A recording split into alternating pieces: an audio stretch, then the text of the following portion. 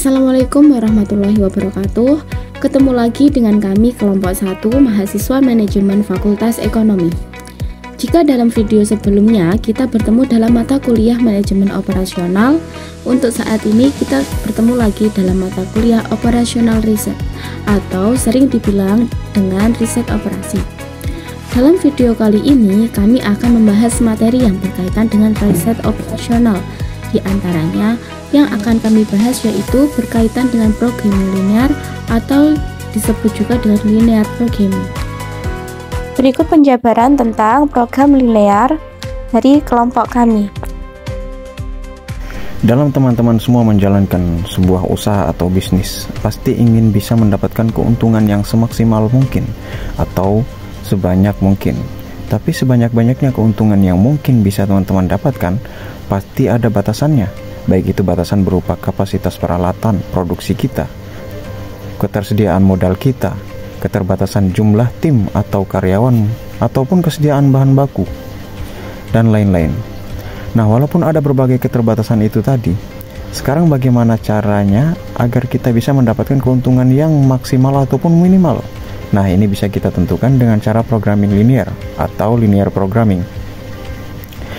Dalam linear programming kita akan mempelajari tentang bagaimana formulasi dan linear programming. Kemudian di dalamnya ada komponen apa saja, kemudian bagaimana cara kita mengaplikasikan komponen-komponen yang ada. Di linear programming terdapat permasalahan-permasalahan yang ada, kemudian yang terakhir bagaimana cara kita memecahkan masalah menggunakan metode grafik. Jadi sebelum kita masuk bagaimana formulasinya, bagaimana metodenya, kita masuk dulu apa itu linear programming. Banyak sekali definisi tentang program linear, baik itu menurut para ahli maupun menurut KBBI. Pada intinya, program linear adalah teknik matematis untuk mencari solusi optimal untuk masalah yang melibatkan batasan dan tujuan linear. Program linear bisa dikatakan sebagai metode atau teknik matematis yang digunakan untuk membantu manajer dalam mengembangkan keputusan. Jadi, tujuan dari linear programming ialah mencari pemecahan tentang personal yang timbul di dalam perusahaan, yakni untuk mencari keadaan yang optimal dengan cara memperhitungkan batasan yang ada. Ciri khusus yang melekat pada linear program yakni usaha mendapatkan maksimisasi atau mendapatkan maksimalisasi. Maksimisasi adalah memecahkan masalah linear program yang bertujuan mencari seluruh kemungkinan pemecahan yang memberikan nilai objektif maksimum, misalnya jumlah produksi, penerimaan laba atau profit. Sementara minimalisasi merupakan pemecahan masalah linear program yang bertujuan mencari seluruh kemungkinan pemecahan memberikan nilai objektif minimum, misalnya biaya waktu, tenaga kerja, dan lain-lain. Kemudian, permasalahan apa saja yang bisa diselesaikan menggunakan linear programming? 1. Jadi yang pertama itu adalah permasalahan produk mix. Jadi, misalnya kita mau ada sebuah perusahaan, dia punya dua macam produk A dan produk B. Jadi, berapa dia harus produksi produk A dan berapa dia harus produksi produk B. Berapa kombinasinya agar menghasilkan keuntungan yang maksimum seperti itu. Kemudian permasalahan berikutnya yang bisa kita selesaikan dengan program linear programming ini adalah perencanaan investasi. Jadi dengan dana yang kita punya, dengan modal yang kita punya, kita mau investasi kemana aja agar menghasilkan return yang maksimum. Lalu, linear programming bisa digunakan untuk memecahkan permasalahan produksi dan persediaan. Jadi beberapa perusahaan itu harus memproduksi barang agar nanti persediaan akhirnya ditambah dengan jumlah produksi bulan yang akan datang itu tidak melebihi batas maksimum persediaan. Kemudian linear programming juga bisa untuk memecahkan permasalahan eksistensi promosi. Kemudian masalah percampuran ini, misalnya kita mau produksi produk ada bahan baku AB. Nah, bagaimana kombinasi bahan bakunya agar menghasilkan produk yang baik? Misalnya seperti itu. Kemudian, yang terakhir ada permasalahan distribusi. dan transportasi. Jadi misalnya kita harus kirim kemana agar distribusinya itu menghasilkan biaya yang ada. Banyak lagi permasalahan yang bisa diselesaikan dengan linear programming. Nanti silahkan kalian baca satu persatu untuk lebih memahami bagaimana penerapan komponen-komponen dari linear programming. Dalam menyelesaikan permasalahan dengan linear programming, ada dua pendekatan yang bisa digunakan, yaitu metode grafik dan metode simplex. Metode grafik hanya bisa digunakan untuk menyelesaikan permasalahan di mana terdapat dua variabel keputusan. Sedangkan metode simplex bisa digunakan untuk menyelesaikan permasalahan berjumlah dua atau lebih. Oke, selanjutnya dalam penggunaan metode grafik untuk menyelesaikan persoalan linear programming, kita harus memahami bagaimana tahapan-tahapan dalam menyelesaikan linear programming grafik. Adapun tahapan-tahapannya yaitu: pertama, melakukan formulasi linear programming atau formulasi modelnya. Jadi ketika ada sebuah permasalahan, kita coba formulasikan tentunya dalam bentuk notasi matematis terlebih dahulu. Bagaimana cara melakukan formulasi? Yaitu dengan menetapkan atau mendefinisikan variabel keputusan. Jadi di dalam sebuah persoalan ada variabel apa saja di dalamnya. Kemudian yang kedua kita lakukan adalah membuat fungsi tujuan. Membuat fungsi tujuan ini dapat berbentuk maksimum atau minimum. Kemudian yang ketiga kita membuat fungsi kendala. Jadi dari persoalan yang ada, kita harus mengetahui kendala apa saja yang harus kita selesaikan. Langkah berikutnya adalah melakukan penyelesaian masalah dari linear programming. Jadi setelah memformulasi persoalan linear programming, kita kemudian membuat grafik dan menentukan garis batasan. Lalu setelah membuat grafik, kita menentukan sisi valid dari setiap garis pembatas. Kemudian mengidentifikasi wilayah atau daerah solusi yang layak. Yang kelima, menemukan titik optimum. Kemudian menghitung koordinat dari titik optimum. Dan yang terakhir, mengevaluasi fungsi tujuan dan titik optimum untuk menemukan nilai maksimum atau minimum dari fungsi tujuan. Oke, setelah membuat grafik, langkah selanjutnya ialah pengambilan keputusan.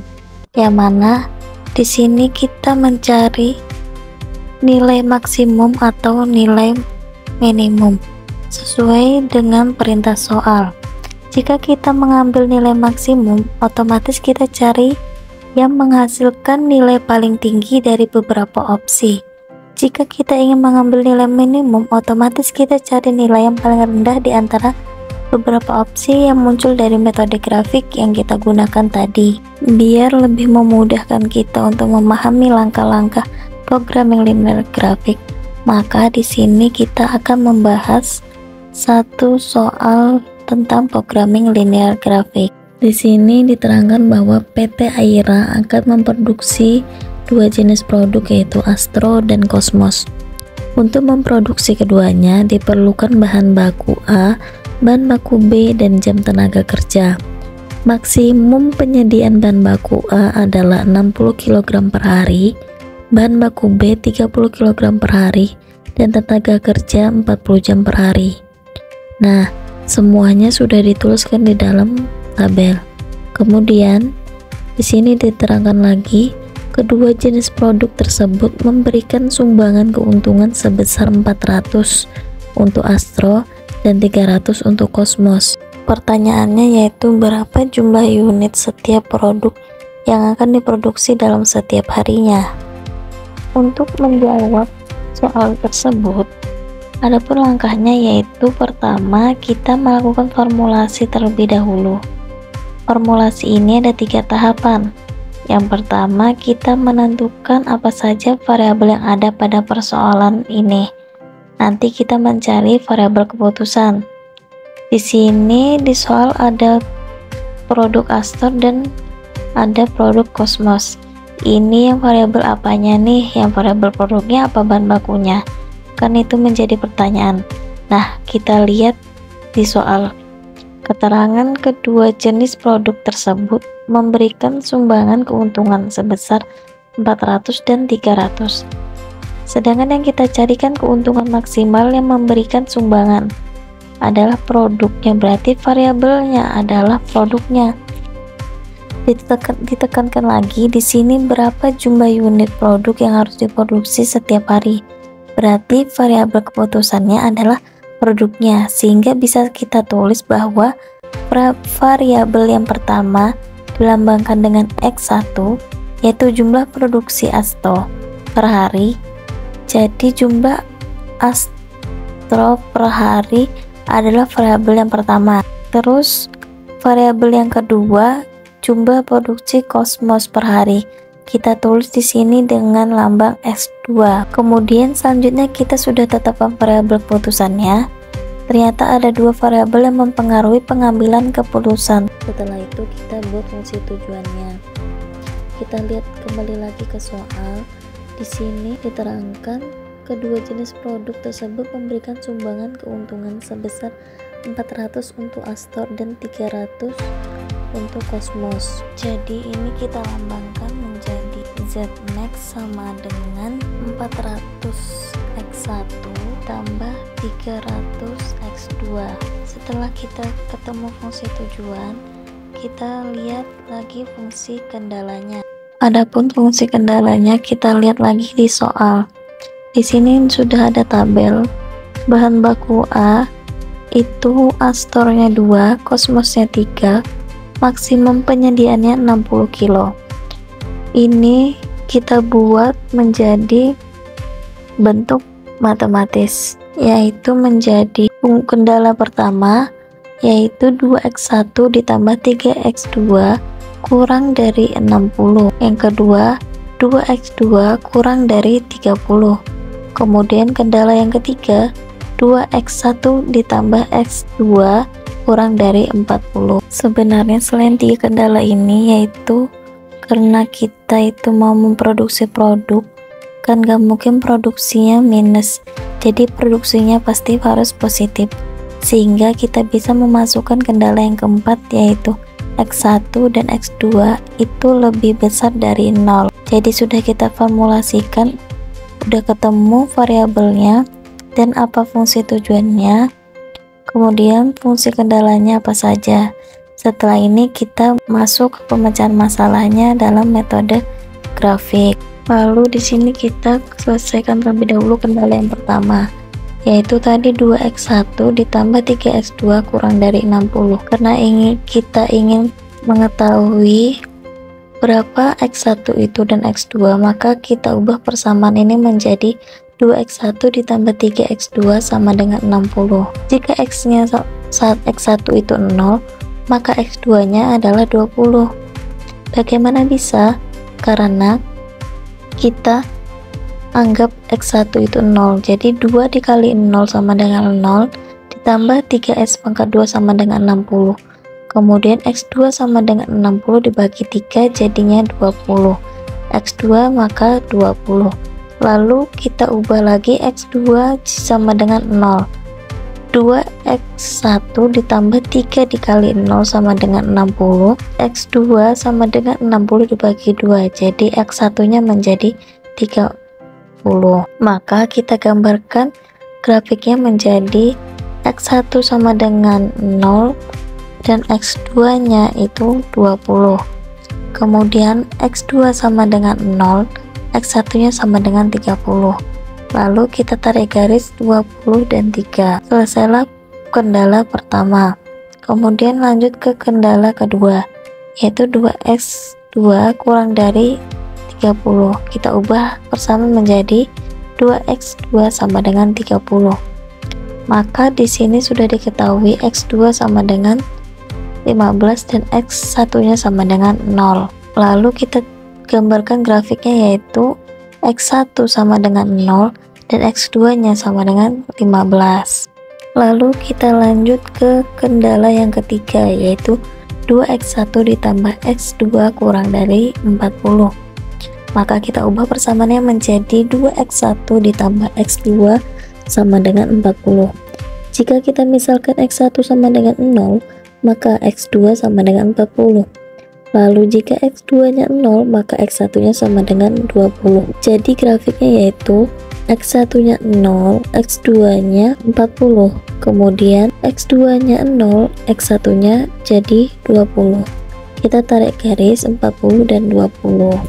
Jadi setelah kita selesai menghitung 3 kendala, kita gabungkan menjadi satu, yaitu seperti ini.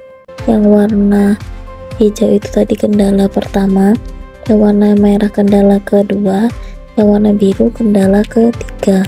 Kemudian kita mencari bagian mana yang harus kita arsir. Jadi yang kita arsir adalah semua wilayah yang terkena kendala atau yang dilalui oleh kendala. Lalu karena kita ingin mencari Z-max, kalau kita cari Z-max berarti kita mencari nilai yang paling tinggi. Karena yang diarsir ini terdapat 4 titik, berarti kita mencari 4 titik tersebut.